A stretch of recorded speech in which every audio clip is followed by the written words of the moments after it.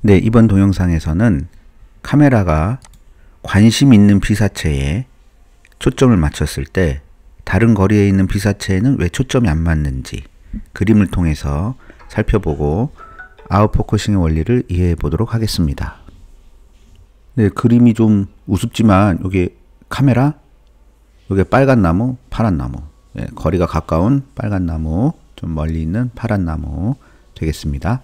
그리고 이 피사체에서 나오는 빛을, 그러니까 카메라가 담는 빛이 이 렌즈를 통해서 들어갑니다. 그래서 이 뒤쪽에 필름면에 모이게 되죠.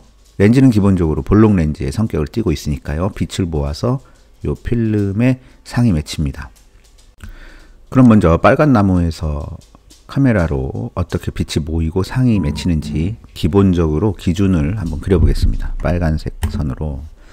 먼저 빛이 렌즈의 정 가운데를 통과한다. 그러니까 굴절 없이 들어가는, 이론적으로 굴절 없이 들어가는 선이 있습니다. 그게 렌즈의 중앙이다. 요 나무 꼭대기에서 이렇게 따라와서 필름의 이쪽에 상이 맺히게 됩니다. 또 나무 꼭대기의 빛이 이 렌즈의 테두리 쪽으로 들어오는 것도 있겠죠. 네. 그러면 이게 아까 빨간 나무에 초점을 맞췄기 때문에, 맞췄다는 전제를 했기 때문에 요게 요 필름면에 상이 맺힙니다. 요 포인트가 될 겁니다. 파란색으로 보이는 요 점이 나무 꼭대기가 상이 맺힌 위치입니다. 그럼 꼭대기가 있고 그러면 밑에도 있겠죠. 또 렌즈의 가운데로 통과하는 빛은 이렇게 들어가고, 또 렌즈의 가장자리로 들어간 빛은 여기에 상이 맺힙니다. 그리고 이 가상의, 이 노란 선, 이 가상의 중심선을 이 위아래 이렇게 들어온 선이 만나게 되는데, 이게 초점 거리를 나타냅니다. 네, 그래서 이렇게 그림을 그릴 수 있고, 쓸데없이 이어진 선들은 이렇게 지우면 모식도가 만들어집니다. 그리고 요 나무는요, 필름면에 어떻게 맺히는지 그려볼게요. 요 점은 요로 오고요. 요 점은 요로 가서, 네, 필름면에 나무가 뒤집어져서 상이 맺히게 됩니다. 네, 여기까지 초점이 맞은 나무를 필름에 그려봤습니다. 자, 그 다음에는 요 뒤에 파란 나무가 있어요. 이건 분명히 멀리 떨어져 있잖아요. 그럼 이게 초점이 맞지 않겠죠? 이 파란 나무가 이 필름면에 왜 초점이 맞지 않는지도 한번 그림으로 살펴보겠습니다. 요 빨간 나무가 요 윗선으로 이렇게 들어가는 라인이 있어요. 그걸 그대로 연장해서 그린 겁니다. 미리 그려놓은 거예요. 뭐 요런 피사체도 있겠죠. 분명히 요 선과 같이 들어오는 어느 부분에 피사체가 있을 겁니다. 그리고 아래도 마찬가지죠. 네, 그래서 이렇게 연장선을 그렸어요.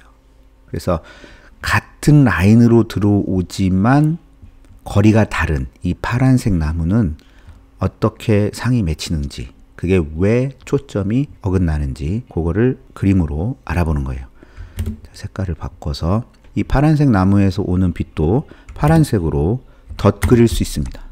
요게 이쪽으로 들어왔다면 빨간색 나무처럼 같은 굴절률로 여기에 맺히게 됩니다. 네, 이해되셨죠? 그러면 파란색 나무의 아래 부분도 따라오겠죠? 아래로 들어와서 같은 굴절률로 여기 맺히고. 자, 여기까지 이해되실 거예요. 그럼 그 다음에 중요한 것은 렌즈의 중앙으로 들어온 빛, 이론적으로 굴절되지 않는 빛은 어떻게 들어올까요? 나무 위에서 렌즈의 중앙을 거친 빛을 그냥 직선을 쭉 그려봤습니다. 그랬더니 교차는 여기서 하고 상은 여기 맺히네요. 선을 끊어 보겠습니다. 네, 이렇게 끊었어요. 그랬더니 여기에 이만큼의 위상 차이가 생깁니다. 반대로 나무 아래에서 오는 직선도 그려보면 필름 위쪽에 이만큼의 위상 차이가 생깁니다. 네, 그럼 여기까지 하시면 이 앞뒤에 거리차가 있는 피사체가 빨간 나무에 초점을 맞추면 파란 나무, 거리가 다른 피사체는 왜 초점이 맞지 않는지 이거를 확인하실 수 있죠. 네, 그럼 다음으로 여기에 조리개 개념을 입혀서 조리개를 조이면 왜 아웃포커싱 효과가 줄어드는지 그 원리에 대해서 살펴보겠습니다. 렌즈에 조리개를 그려보겠습니다.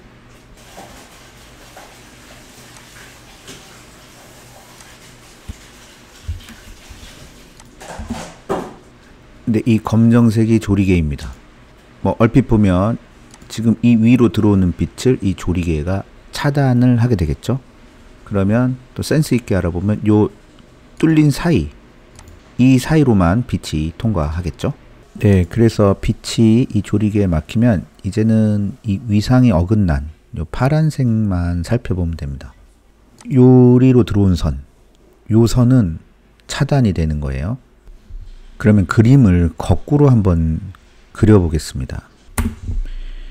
요 조리개 끝을 지나는 선이 있을 거예요. 그렇게 해서 그 끝이 이 파란색에 요 겹치는 부분, 요로 지나가는 선이 있을 겁니다. 그리고 이 선은 요렇게 꺾여서 들어오려면 이 빛은 어디서 오느냐 하면 요 나무 끝에서 오는 겁니다.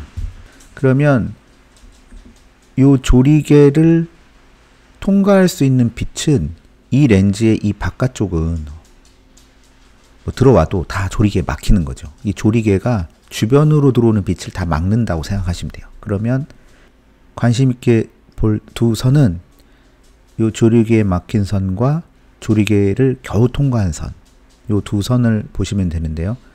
요거를 연장해서 보면 확대를 하면 여기서 교차하고 요 선이 조리개에 막힌 선, 원칙적으로 여기까지 들어오지 못하는 선이고 요 선이 조리개를 겨우 통과한 선입니다.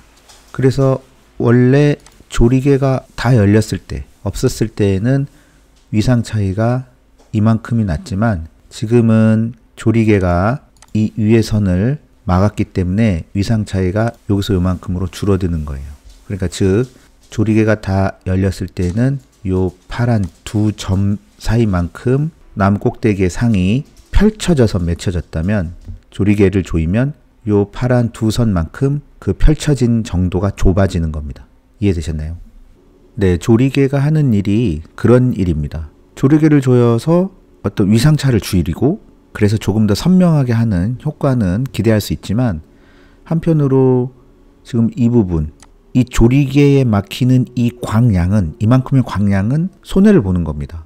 빛이 이만큼 덜 들어와서 어두워지는 거죠. 단순하게 조리개를 조여서 빛이 들어오는 구멍을 작게 만들면 그 화력이 약해지는 거죠. 그러면 어둡게 되고 그러면 셔터 스피드를 길게 늘려가야 되는 거고요. 그렇게 셔터 스피드와 조리개를 적당히 맞춰서 적정 노출을 찾아야 되는 겁니다. 지금까지 설명드린 내용은 그런데 사진을 잘 찍는 것과는 사실 아무런 상관이 없습니다. 그냥 물리적인 원리를 설명한 것에 지나지 않으니까요. 그러나 또 한편으로는 렌즈의 특성들, 뭐 밝은 렌즈냐, 뭐 조리개 최대 개방 수치가 적냐 크냐, 그리고 구경이 크냐 작냐, 또 망원 렌즈냐 아니면 뭐 광각 렌즈냐, 또 이런 렌즈들이나 장비들이 어떤 특징을 발휘하느냐, 이런 거를 이해하는 데는 좀 도움이 될 수 있습니다. 그래야 내가 나중에 사진을 어떤 컨셉으로 어떤 연출을 하는 데 있어서 어떤 장비가 필요한지 매치를 시킬 수 있으니까요. 그래서 그런 정도로만 이 동영상 이해하시면 되겠습니다. 그리고 아무래도 요즘에는 디지털 카메라로 입문을 하시는 경우들이 많기 때문에 그냥 다작을 통해서 이런 효과를 결과물로 이해하시면 좋을 것 같고요. 다만 어떻게 의도를 했을 때에 어떤 결과물이 나온다에 대한 매치는 충분한 연습을 통해서 경험하셔야 될 것 같습니다. 자, 이상으로 동영상 마치고 다음에도 또 유익한 동영상으로 찾아뵙겠습니다. 감사합니다.